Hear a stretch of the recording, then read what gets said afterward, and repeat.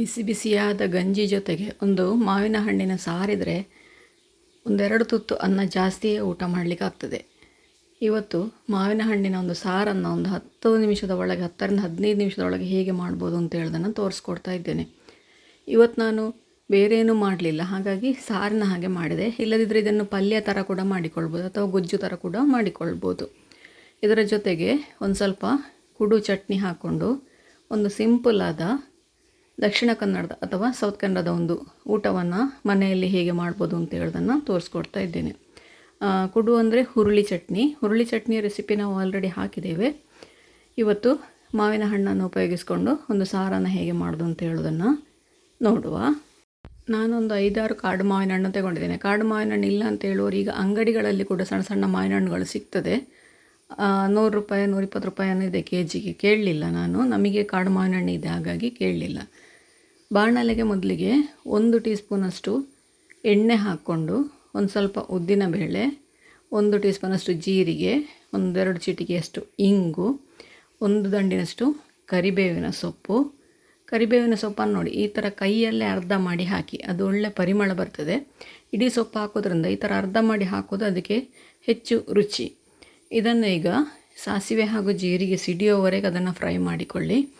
ನಂತರ ಅದಕ್ಕೆ ಒಂದು ಸಣ್ಣ ಗಡ್ಡೆ ಅಥವಾ ಒಂದು ದೊಡ್ಡ ಗಡ್ಡೆ ಅಂತಾದರೆ ಒಂದು 10 ಎಸಳು ಬೆಳ್ಳುಳ್ಳಿ ಸಾಕು. ಅದನ್ನು ಸಣ್ಣದಾಗಿ ಹೆಚ್ಚಿ ಅಥವಾ ಉದ್ದಕ್ಕೆ ಹೆಚ್ಚಿ ಅಥವಾ ಜಜ್ಜಿ ಕೂಡ ಹಾಕಿಕೊಳ್ಬೋದು. ಜಜ್ಜಿ ಹಾಕಿದರೆ ಜಾಸ್ತಿ ಪರಿಮಳ. ಅದರ ಜೊತೆಗೆ 1 ಈರುಳ್ಳಿಯನ್ನು ತೆಳ್ಳಗೆ ಉದ್ದಕ್ಕೆ ಹೆಚ್ಚಿ ಹಾಕಿ.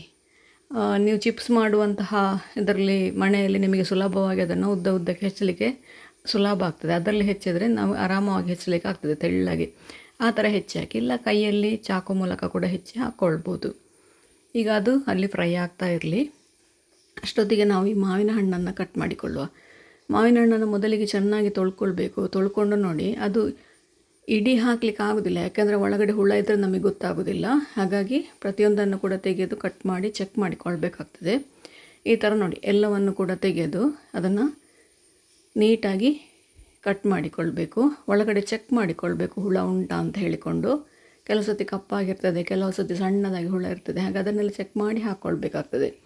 ಎಲ್ಲವನ್ನು ಕೂಡ ಅದೇ ಥರ ಕಟ್ ಮಾಡಿಕೊಂಡು, ಸಣ್ಣ ಮಾವಿನಕಾಯಿ ಆದರೆ 2 ಕಡೆ ತೆಗೆದ್ರೆ ಸಾಕಿ. ಸ್ವಲ್ಪ ದೊಡ್ಡದಿದೆ ಹಾಗಾಗಿ ನಾನು 4 ಕಡೆ ಕೂಡ ತೆಗೆದು ಹಾಕಿಕೊಳ್ತಾ ಇದ್ದೇನೆ. ನೋಡಿ ಈ ಥರ ಹಾಳಾಗಿದ್ದರೆ ಅದನ್ನು ತೆಗೆದುಕೊಳ್ಬೇಕು, ಅದು ಬೇಡ ನಮಗೆ. ಇಲ್ಲಿ ಉಳಿದದನ್ನೆಲ್ಲ ಹಾಕಿಕೊಳ್ಬೋದು.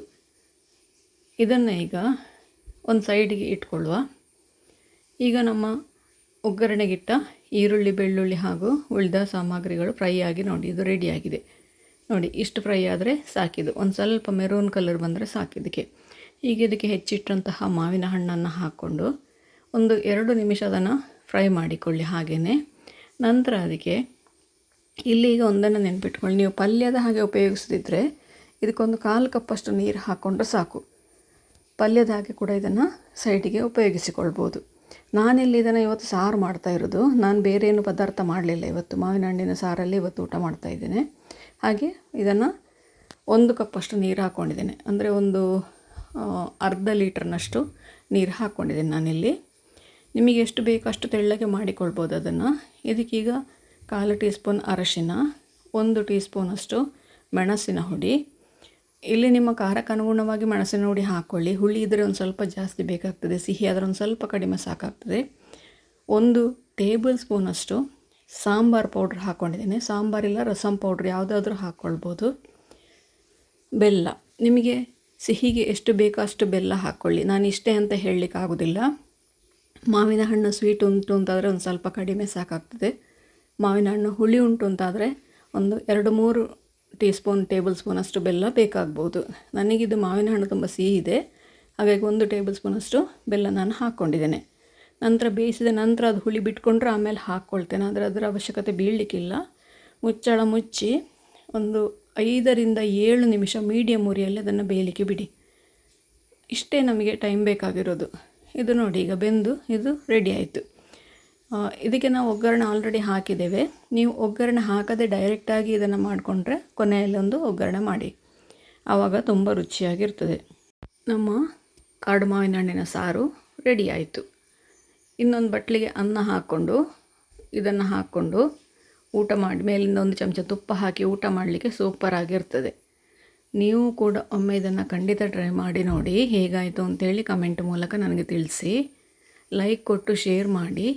ನೀವು ಇನ್ನೂ ನಮ್ಮ ಚಾನಲನ್ನು ಸಬ್ಸ್ಕ್ರೈಬ್ ಮಾಡ್ಕೊಳ್ಳಿಲ್ಲ, ಸಬ್ಸ್ಕ್ರೈಬ್ ಮಾಡಿಕೊಂಡು ಪಕ್ಕದಲ್ಲೇ ಇರುವ ಬೆಲ್ ಐಕಾನನ್ನು ಒತ್ತಿ ನಮ್ಮನ್ನು ಸಪೋರ್ಟ್ ಮಾಡಿ.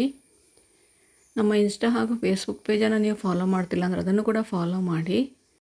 ಮುಂದಿನ ವಿಡಿಯೋದಲ್ಲಿ ಇನ್ನೊಂದು ಹೊಸ ಅಡುಗೆಯೊಂದಿಗೆ, ಇನ್ನೊಂದು ಹೊಸ ರೆಸಿಪಿಯೊಂದಿಗೆ ಪುನಃ ನಿಮ್ಮನ್ನು ಭೇಟಿಯಾಗ್ತೇನೆ. ಧನ್ಯವಾದಗಳು.